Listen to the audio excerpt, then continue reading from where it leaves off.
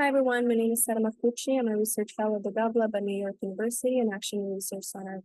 I'm focused on using data and science to improve decisions and public decisions specifically.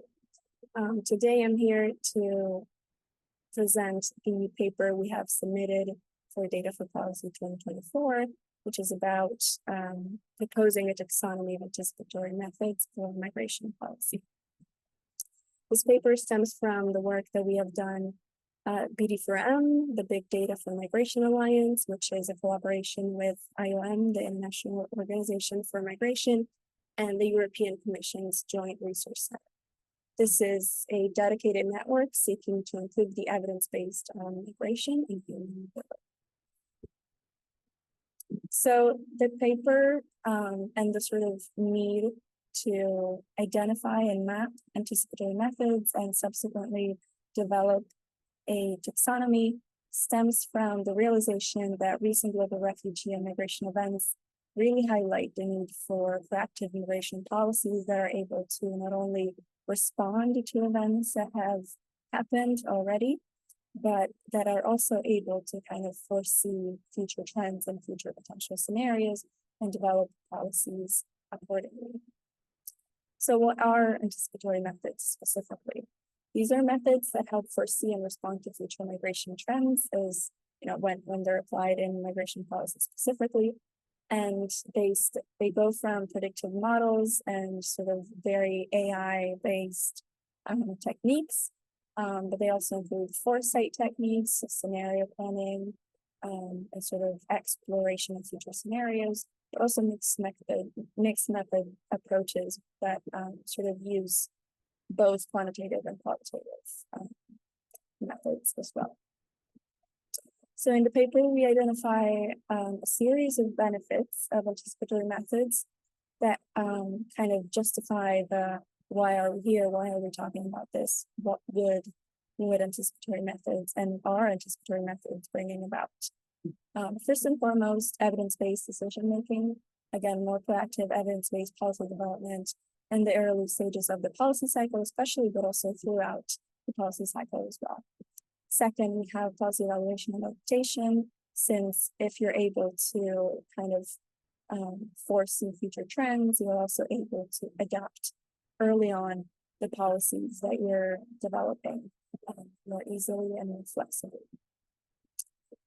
We also have a benefit in terms of allocating resources more strategically, especially resources like housing, healthcare, and education. In our repository of real world use cases, we have a lot of examples of resource allocation, anticipatory methods, anticipatory methods being used for resource allocation. We also have a benefit of understanding underlying migration drivers. There's also a lot of examples of anticipatory methods being used to kind of identify and explore the drivers of migration and really go and develop policies that tackle the root cause of migration events. And finally, we have the humanitarian aid facilitation, which is all about enhancing cross-border cooperation and sort of responses that are coordinated through the use of anticipatory methods. Alongside the benefits, we also have identified the challenges. We divide these in conceptual challenges and implementation challenges. For the conceptual challenges, we have algorithmic bias. We have, heard a lot of this term in the past couple of years, but this is all about prediction being reinforced and sort of reinforcing existing biases in the data, if the data is skewed, but also if the model is biased as well. Second, we have the uncertainty because, of course, variability in data quality can impact prediction accuracy. There's also the issue of legitimacy of preemptive interventions, because it can be really hard to sort of justify or legitimize interventions and policies and actions that tackle things that haven't occurred yet. There's also the issue of the self-fulfilling prophecies, which basically is about kind of prediction predictions influencing behaviors and outcomes, and ultimately perpetuating the predicted scenario. And there's also an issue of group privacy, which of course is as important as individual privacy, but in the paper we really make a point of focusing on group privacy, especially when it comes to migration, because migration is a group sort of phenomenon in a way. And so we really make a point of ensuring privacy for groups alongside privacy for individuals, especially when using large-scale data sources. As far as the implementation challenges go, we have first and foremost the interdisciplinary collaboration challenge, so difficulty in integrating expertise from different fields. Anticipatory methods for migration can entail very different disciplines, very different fields, and so it can be hard to find people that are able to communicate effectively. Second, we have the data quality and availability issue, because of course it can be a challenge to ensure accurate, timely, and sort of representative, comprehensive data. We then have capacity building issues in terms of developing the skills and the infrastructure to utilize anticipatory methods, especially when it comes to anticipatory methods that use sort of new tools and data sources. And then we have the issue of stakeholder engagement, because of course there's many different parties involved in the use of anticipatory methods, and it can be hard at times to kind of involve all of them in the policy-making process. So for the methodology of the paper, we generally approached the research through a desk research. So we systematically gathered and analyzed literature on anticipatory methods and migration, but also we analyzed and gathered sort of real-world uses of anticipatory methods in migration policy. The purpose of the taxonomy is truly to just classify anticipatory methods for migration, especially reflecting the latest trends. And we did that based on the review of real-world use cases, tools, and data sources. So we developed 3 main repositories, one for the real-world use cases, which comprised 80 final selected use cases. Second, a repository of innovative tools and data sources. And third, a repository of evidence. So the criteria of selection for the anticipatory methods included, first and foremost, the anticipatory method had to be used for migration policy, so it had to be relevant and applicable within the context of migration policy. Second, it had to have a track record of proving valuable insights and be effective. Third, it had to integrate modern data sources and advanced tools to some capacity. And it also had to acknowledge the multifaceted nature of migration issues and kind of have an interdisciplinary applicability. The criteria of selection for tools and data sources included these as well had to be sort of relevant to migration anticipation. Second, they had to be accurate, timeliness, and comprehensive in terms of the data. And third, it had to utilize diverse and advanced tools as well, sort of have innovative potential. For the use cases, we had 4 main criteria of selection. First and foremost, again, had to be relevant and to migration anticipation. They had to have a demonstrable anticipatory methodology. So of course, they had to make clear use of anticipatory methods and kind of have an aim to anticipate. Third, they had to propose new approaches or framework, or at least sort of have an adaptation and innovation in existing methodologies and more traditional methodologies. And fourth, they had to have a practical application. So either they had to be an actual sort of project or initiative, or at least they had to have an intent towards real-world outcomes and insights. So these were the methods that we ended up identifying and sort of selecting.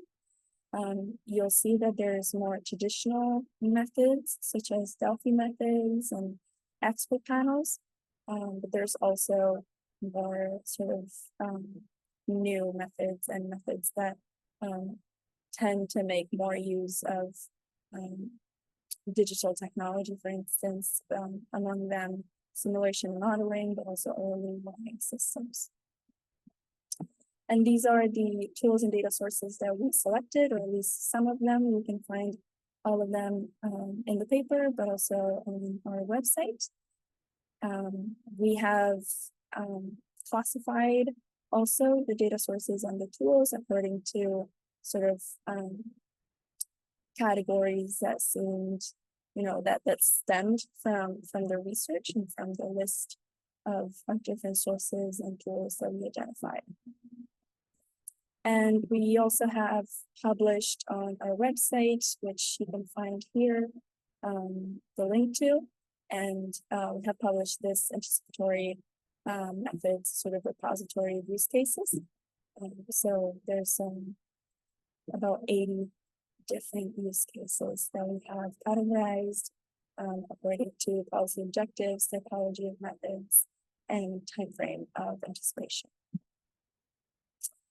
So ultimately, what is the taxonomy that we are proposing? First and foremost, from the research that we have conducted, it seems that the latest methodological innovation redirect attention away from the traditional dichotomy between quantitative and qualitative methodologies, and instead center at the core the objective of the anticipatory method. So an anticipatory method is not only about being quantitative or qualitative anymore. It's more so about what does it aim to do. So does it aim to predict future trends, which we classify as forecast, or does it aim to explore future scenarios, which we classify as foresight? So this is kind of the a table that we have presented and that we have added in the paper that kind of aims to map the differences between forecast methods and foresight methods. Usually the purpose of forecast methods is to provide data-rich projections for decision-making, which can be informed by qualitative context, whereas the foresight methods usually aim to facilitate the adaptation of migration policy with a view that kind of combines quantitative and qualitative elements to explore and achieve desired scenarios. So it's not, about forecast being about quantitative methods and foresight being about qualitative methods anymore, but there seems to be a trend that kind of brings forecast to being about projecting and sort of predicting, and foresight to being more about exploring. And whether that's done with qualitative or quantitative techniques and approaches, that doesn't seem to be kind of the focus anymore. So we proposed a new taxonomy based on that insight and based on the sort of mapping of tools, methods, and real-world use cases. And here you can see sort of a visualization of the taxonomy. You can see that we have experience-based methods, expertise-based methods, and exploration-based methods. The first one, experience-based methods, is about understanding lived experiences of migrants. So it's all about, centering lived experiences at the center of the anticipation, and that entails, conducting narrative interviews, focus groups, participatory action research that can be done using both traditional and untraditional data. Traditional data can include official statistics, surveys, kind of interviews, and non-traditional data includes things like social media analytics. We have a few examples that kind of combine those two, traditional and non-traditional data. We have, for example, we have the EU Migra tool, which is a tool that assesses and discerns the requirements of migrants prior to their arrival in Europe, aiding end user in anticipating the quantity, gender distribution, as well as age demographics of asylum seekers and non-recognized refugees entering various EU countries. It also provides live, sort of up-to-date information on camps and major cities, as well as on conflict zones in non-European nations. This allows EMT and the teams to accurately estimate migration flows, providing non-governmental organizations in the areas with different insights into the human sort of, as well as material resources required in specific local territories. Second, we have the expertise-based methods, which is all about drawing on specialized knowledge for anticipation. So traditionally that can involve the Delphi method, expert panels, as well as expert interviews. They can be sort of conducted using data such as government statistics, which is more traditional data, but also non-traditional data can include sensor spatial data. And again, these two can kind of be merged and used simultaneously.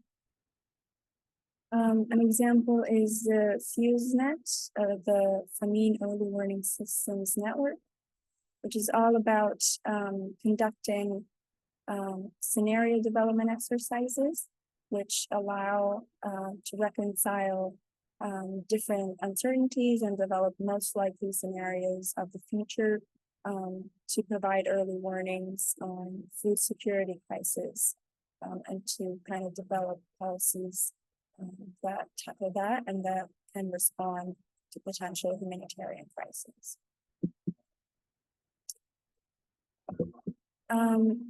Third, we have the exploration-based methods, which are about encouraging and exploring unconventional thinking and innovative scenarios.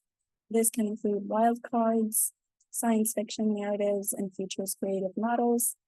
In terms of the data sources that can be used, these include social media sentiment analysis, mobile application data, but also satellite imagery, as well as more traditional kind of data sources, which stem from that can be transcripts from different scenarios, building exercises. An example of exploration-based methods is the Island World, an online game that serves as a small world simulation, which is designed to kind of develop and generate behavioral data exhibited by players within the game, which then can be used to create models and predictive models for migration specifically.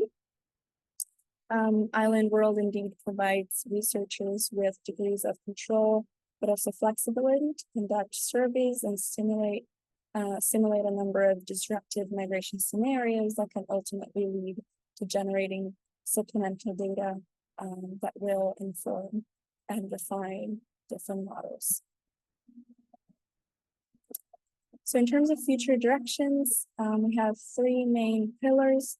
One is about going from reaction to proaction. So again, moving from reactive policies to proactive strategies. And we identify anticipatory methods as key tools for future-oriented policies. Second, we have the integration of diverse data sources. We have seen that the sort of combination of traditional and non-traditional data sources seems to bring about the richest kind of insights and to enhance comprehensiveness and timeliness of the insights. And third, we have the holistic approach. So it's kind of the integration of not only data sources, but also methods. So integration of experience-based, expertise-based, exploration-based methods. We have many different examples of these methods being integrated in our repository. So yeah, it's all about moving from a focus on qualitative and quantitative approaches to one on policy objectives. thank you so much for listening, and we hope you'll get to read the paper.